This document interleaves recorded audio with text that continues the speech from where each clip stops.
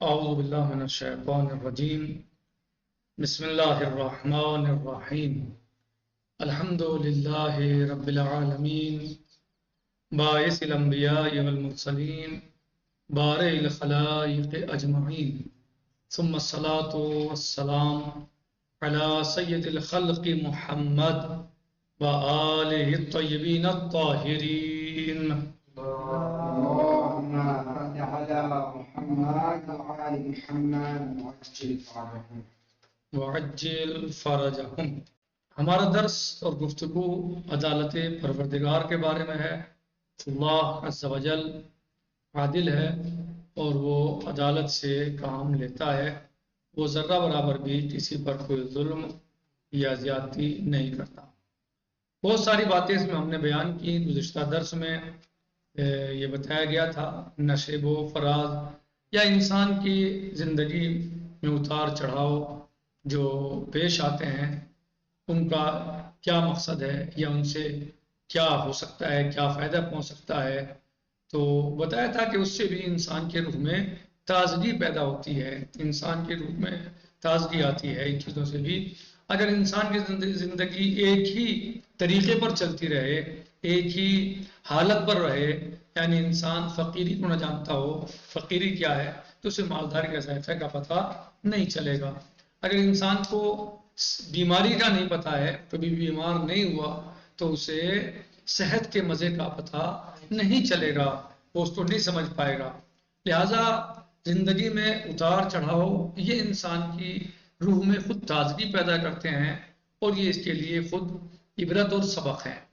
بہرحال آج نمبر 6 پر ہم پہنچے ہیں اور جس میں یہ عنوان دیا گیا ہے کہ خود ساختہ مشکلات، یعنی وہ مشکلات جو خود پیدا کی جاتی ہیں ان کا کیا مقصد ہے، کیا مطلب ہے، کیسے، کیا ان سے کیا مراد ہے۔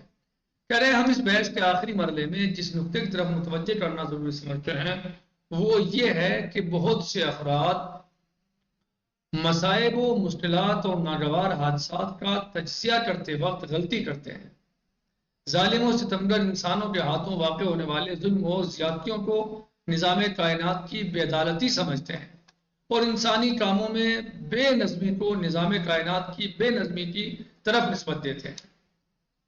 مثلا کبھی اعتراض کرتے ہیں کہ چرا ہر چیز سنگست برائے پائے لنگست، یعنی جو بھی پتھر ہے وہ لنگڑے کے پاؤں کے لیے ہے۔ اور کیوں زلزلہ شہروں میں کم نقصان کرتا ہے جبکہ دیہاتوں میں زیادہ لوگوں کی ہلاکت کا باعث بنتا ہے۔ یعنی اس طرح کے سوالات، یعنی ایک انسان محتاج ہے، پیروں سے پریشان ہے، تو پتھر اس کو مشکل پیدا کرتا ہے۔ اسی طریقے سے زلزلہ جب آتا ہے تو وہ عام طور سے جو ہے وہ دیہات کے لوگوں کو نقصان زیادہ کرتا ہے اور شہروں کے انسانوں کا نقصان کم کرتا ہے۔ تو ایسا کیوں ہے؟ یعنی وہ یہ ایسے سوالات پیدا کرتے ہیں، ایسے اعتراضات پیدا کرتے ہیں۔ اور بہت سے لوگ کہہ رہے ہیں جبکہ دیہاتوں میں زیادہ لوگوں کی ہلاکت کا باعث بنتا ہے، بہت سے لوگ بے گھر ہو جاتے ہیں۔ آخر ایسا کیوں ہے اور یہ کون سی عدالت ہے؟ یعنی ایسے وہ اعتراضات اور سوالات کرتے ہیں کہ بھائی زلزلہ آ رہا ہے تو نقصان بھی ہو رہا ہے تو گاؤں کے لوگوں کو، یہ کون سی عدالت ہے؟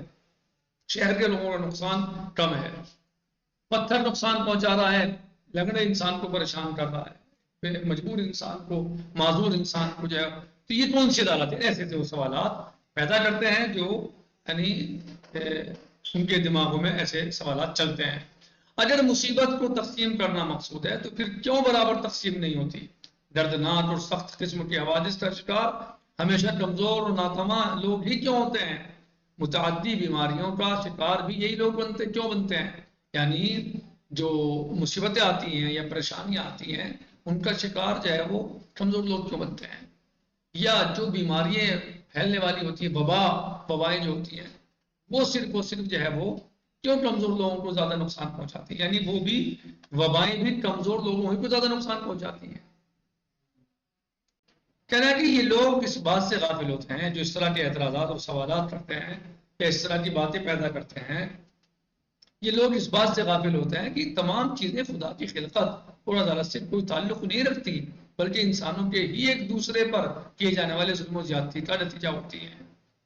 اگر دیہاتی لوگ شہریوں کے ظلم اور زیادتیوں کی وجہ سے نعمتوں اور آسائشوں سے محروم اور فقر و فاقے کا شکار نہ ہوتے تو وہ بھی اپنے لیے محکم اور مضبوط مکان بنا سکتے تھے اور زلزلے کی تباہیوں سے بچ سکتے تھے. کیا یعنی اس کا مطلب یہ ہے کہ شہروں کے لوگ جو ہیں وہ دیہاتی لوگوں کو مثلا جو موقع نہیں دیتے کہ وہ زیادہ اپنا پیسہ کما سکیں یا زیادہ ان تک جو ہے وہ نعمتیں برکتیں پہنچ سکیں. یعنی جو اسکیمیں آتی ہیں وہ پہلے مثلا شہروں کے لوگ اسے حاصل کر لیتے ہیں، گاؤں تک وہ دیہاتوں تک پہنچے نہیں پاتی ہیں.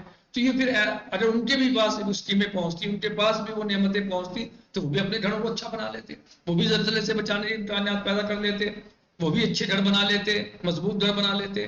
تو اس کا مطلب یہ ہے کہ اللہ نے ظلم نہیں کیا ان کے اوپر جائے، یہ اللہ کی عدالت کے خلاف نہیں ہے، بلکہ خود انسانوں نے انسانوں پر ظلم کیا ہے.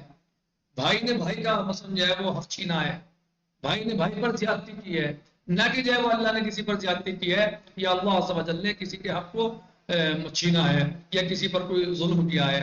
نہیں، بلکہ انسانوں نے انسانوں پر ظلم کیا ہے، انسان نے انسان کا حق چھینا ہے.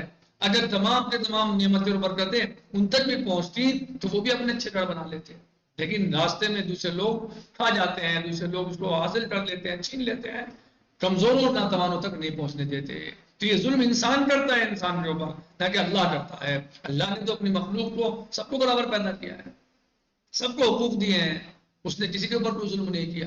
وہ تو سب سے برابر محبت کرتا ہے، اس کی سب مخلوق ہیں، وہ سب کوئی ایسا نہیں ہے کہ کچھ اس کی مخلوق ہے تو کچھ دوسرے کی مخلوق ہے، نہیں، سب اسی کی مخلوق. وہ خالق الکل ہے، وہ سب کا خالق ہے، وہ سب کا خالق ہے.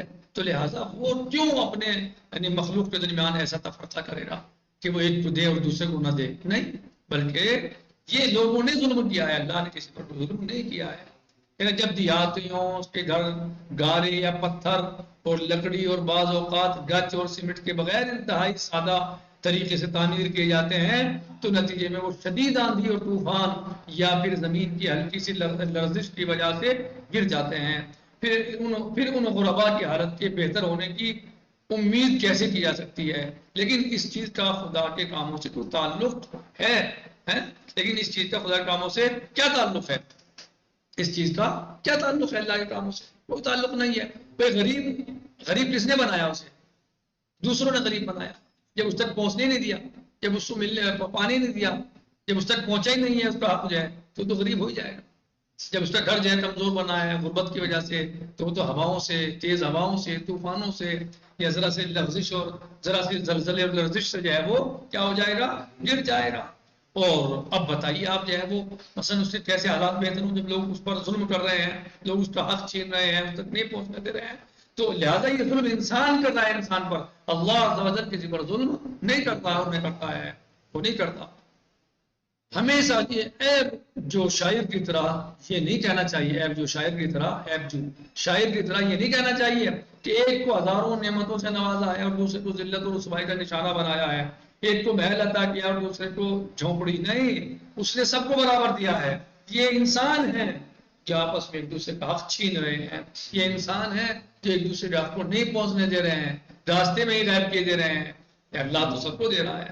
ضروری ہے کہ اس تنقید کا رخ معاشرے کے غیر موضوع اور غلط نظام کی طرف موڑا جائے، یعنی بجائے اس کے کہ یہ ذہنی مریض اور ذہنی بیمار لوگ اللہ پہ اعتراض کریں، اللہ عز و جل کے عدالت پہ اعتراض کریں، اللہ سبحانہ و تعالیٰ کی عدالت پر اعتراض کریں. انہیں چاہیے کہ یہ اپنے ذہن کو ادھر موڑیں جو انسان ظلم کر رہے ہیں، ڈائریکٹ ظلم کر رہے ہیں، دیکھ رہے ہیں، جان رہے ہیں، سمجھ رہے ہیں کہ یہ ظلم کون کر رہا ہے. یہ ظلم نظام دنیا کر رہی ہے، دنیا بھی نظام کر رہا ہے، دنیا بھی سسٹم کر رہا ہے، دنیا کی حکومتیں کر رہی ہیں، دنیا کے لوگ ایک دوسرے پر ظلم کر رہے ہیں، نہ کہ اللہ کسی پر ظلم کرتا ہے. اللہ کسی پر ظلم نہیں کر رہا ہے. ہمیں چاہیے کہ ہم اس کے خلاف کھڑے ہو جائیں اور اس اجتماعی بے عدالتی کو ختم کر دیں. یعنی یہ تو نہیں کرتے کہ بے عدالت دنیا سے ظلم کو ختم کریں، دنیا سے حق تلفی کو ختم کریں، دنیا سے غصب کو ختم کریں اور دنیا میں عدالت قائم کریں. یہ نہیں سوچ رہے ہیں، برخلاف اس کے اللہ کو اتہام دے رہے ہیں کہ اللہ عز و جل کو جو ہے وہ اس میں متہم کر رہے ہیں کہ وہ عدالت سے کام نہیں لیتا، وہ سب کو برابر نہیں دیتا. یہ لہذا ایسا نہیں ہے، بلکہ ان لوگوں کو چاہیے اور انسانوں کو چاہیے کہ وہ اس سماج کے خلاف کھڑے، جو سماج ایک دوسرے پر ظلم کر رہے ہیں، جو سماج ظلم کرتا ہے اس کے خلاف دنیا سے ظلم کو مٹایا جائے، دنیا سے غصب کو ختم کیا جائے، دنیا میں انصاف کو قائم کیا جائے، عدالت کو قائم کیا جائے. محرومیت اور فقر و تندرستی کا مقابلہ کریں اور محکوم اور مستضعف لوگوں کو ان کے حقوق دیں تاکہ اس قسم کی برائیاں پیدا ہی نہ ہوں.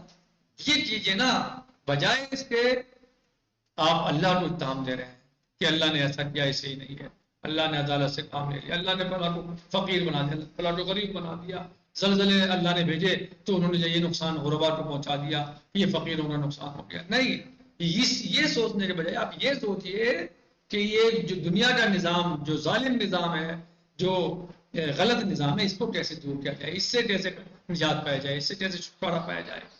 اگر تمام افراد کو ضرورت کی حد تک غذا اور صحت کی بنیادی سہولتوں سے بہرامند کیا جائے تو متعدی بیماریوں کے مقابلے میں زیادہ طاقتور ہیں اور قوی ہو جائیں گے. لہٰذا ان کو صحیح غذا دی جائے، ان کی صحت کا خیال کیا جائے.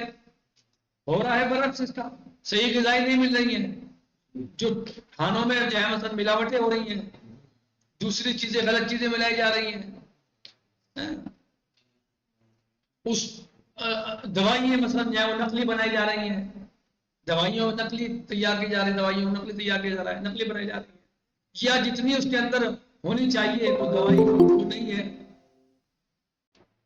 تو کام جو ہے وہ اس پر ہونا چاہیے نا کہ جو ہے جو صحت کے لیے مضر کام ہو رہے ہیں، دوائیاں ایسی مثلا بہت سارے لوگ ایسی دوائیاں تیار کر رہے ہیں جو وہ کافی نہیں ہے، مثلا ان کے اندر وہ مادہ نہیں ہے اتنی مقدار میں جتنا ہونا چاہیے، جبکہ وہ پیسے ضرورت سے زیادہ لے رہے ہیں. تو اس پہ کام ہونا چاہیے نا، یہ دنیا سے ختم ہونا چاہیے نا کہ لوگوں صحت پہ خیال ہو، صحت پہ دھیان ہو، انسانوں کی تعلیم پہ کام کیا جائے، انسانوں کے اقتصادیات کو صحیح کیا جائے، اس پہ کام ہو کہ دنیا سے گھٹالے ختم ہو، بھرشٹاچار ختم ہو، یہ سب چیزیں ختم ہونی چاہیے. ایک دوسرے حقوق جو کھائے جا رہے ہیں لوگ جو وہ ختم ہونا چاہیے. یہ سب چیزیں جو ہیں وہ بجائے اس کے کہ اس پر سوچیں، وہ اللہ کو اتہام دیتے ہیں کہ اللہ نے ایسا کر دیا. اللہ نہیں کرتا، اللہ جو ہے وہ اللہ سب کے لیے سب کو برابر جانتا ہے، اللہ سب کے حق کو ادا کرتا ہے، کسی پر ظلم نہیں کرتا. یہ لوگ ہیں جو ظلم کرتے ہیں، سماج ہے ظلم کرتا ہے، ایسا اللہ کسی پر ظلم نہیں کرتا. اللہ عز و جل بری ہے، اللہ عز و جل ظلم کو پسند نہیں کرتا، وہ ایک ذرہ برابر کسی پر ظلم نہیں کرتا. لیکن جب اجتماعی نظام کی غلط وضعیت کی وجہ سے ایک حاکم بعض افراد کے لیے اتنی سہولتیں اور آسائشیں مہیا کر دے کہ ان کے کتے اور گھریلو بلیاں بھی ڈاکٹر، ہسپتال اور دوا کی سہولیات رکھتی ہوں، لیکن یعنی ایک طرف تو یہ نظام دنیا کا کہ ان کے کتے بلی جانور اور ڈاکٹروں کے علاج سے یعنی بہرامند ہو رہے ہیں، ان کے علاج ڈاکٹر کر رہے ہیں، اچھے ڈاکٹر کر رہے ہیں، اور ایک طرف انسان مرض سے جھول رہا ہے، ایک طرف انسان بھوک اور پیاس سے جھول رہا ہے، ایک طرف جو ہے وہ کتے بسکٹ کھا رہے ہیں، دودھ پی رہے ہیں، اور دوسری طرف انسان بھوکے مر رہے ہیں، دوسری طرف انسانوں کو بھوکا مارا جا رہا ہے، دوسری طرف انسانوں کو کھانا پانی نہیں پہنچنے دیا جا رہا ہے. یہ دنیا کا نظام یہ اس کی مخالفت ہونی چاہیے نا. یہ غلط ہے، نہ کہ آپ اللہ پہ اعتراض کریں کہ اللہ نے فلاں کو جو ہے وہ چھوٹا کر دیا، فلاں کو غریب رکھا.